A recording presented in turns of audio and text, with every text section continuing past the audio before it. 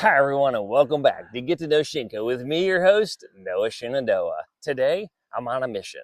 I'm on a mission to introduce you to some of the incredible businesses right here in Shenandoah County and some of the incredible business owners who are making it all possible.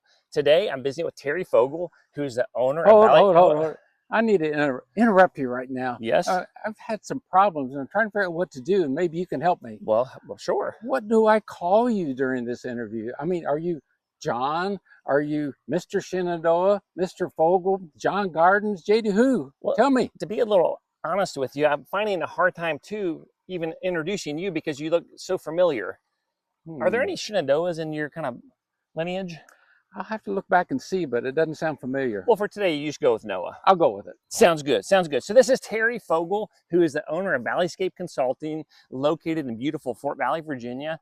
Terry, it's great to have you on Get to Know Shinko. Thanks, Noah. Nice to be here. Absolutely. Got a couple questions for you today. Go for it. First one is, what makes Shenandoah County a great place to do business? Well, Noah, back in the 1970s, your mom and I lived in Chicago and then Minneapolis. And once or twice a year, we would drive from the Midwest into Northern Virginia, into Reston, to see your mom's parents, your grandparents. Yes, yes. And so we are related. This is bizarre. Oh, you know what? Just now coming to me. That's why you look familiar. All right, continue on. Anyway, so driving from the Midwest into Reston, we would come through the valley. And I'm sure Shenandoah County. Yeah, absolutely. And every time, Noah, we would look at each other and say, oh my gosh, what a cool. This is so, wouldn't it be something to live here one day? Yeah, yeah. So in 1979, we loaded up your big brother, who was 9 months old at the time, and my brother, Randy, who was a little older, and we moved to this beautiful valley. Yeah. And I tell you what, we didn't know a single person, and nobody knew us. Yep. But we had this dream.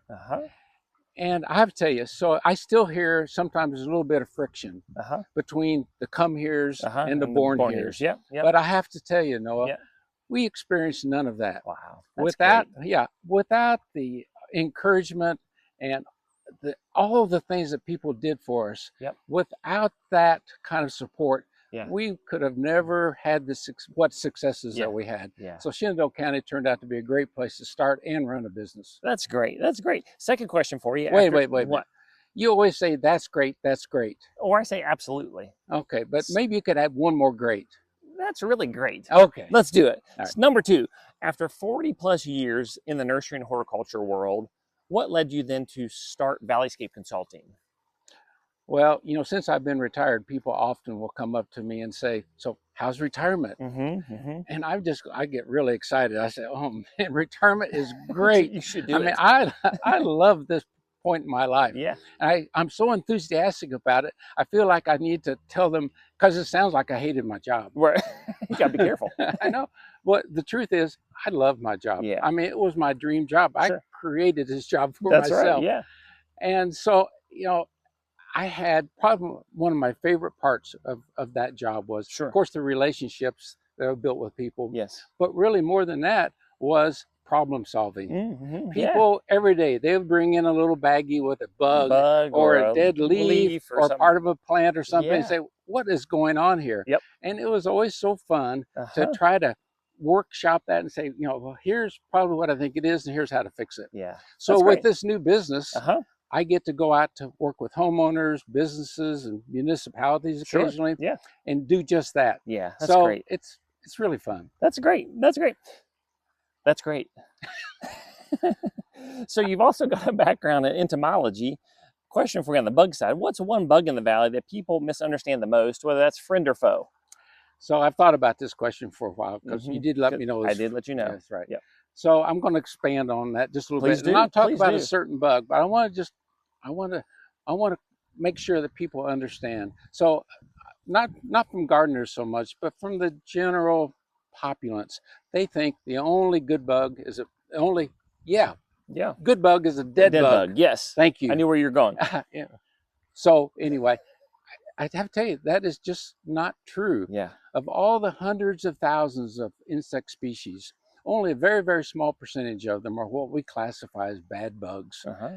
Many, many more are good bugs, but the majority of them are what we call non-economic. In other words, we don't know what they're doing. Yeah. But they're really, all of them are a really important part of our ecosystem. Yes. Part of the food chain. We could not live the way we live without these insects. Yes, so I just want to correct people's mindset on that, you know, they don't have to be dead to be good. To be good. That's great. That's great. That's great. When a plant starts struggling, question number 4, what are the early warning signs people usually miss? This is kind of like lightning round of questions. We're going all over the place. It is. But I want to pick your expertise a little bit. Yeah, so for me, it is typically the very first thing that I see that I say, there's something going on, is a very subtle change in color. Okay. Especially if you're looking at annuals or perennials, you know, potted plants, house plants. Yep. You know, if they're going from that vibrant green to something maybe slightly, a little less green, a little duller in color. That is the first thing that I see. Okay. Great. And what does that usually lead to? What's your next step then when you see that happening? Well, typically, if we're talking about houseplants in particular, or maybe a potted annual, typically it's overwatering or underwatering. Okay. And what is... Because I think people might think fertilization too in that situation. They might, which could be, but it could be. But the water situation is the first thing. And where people get...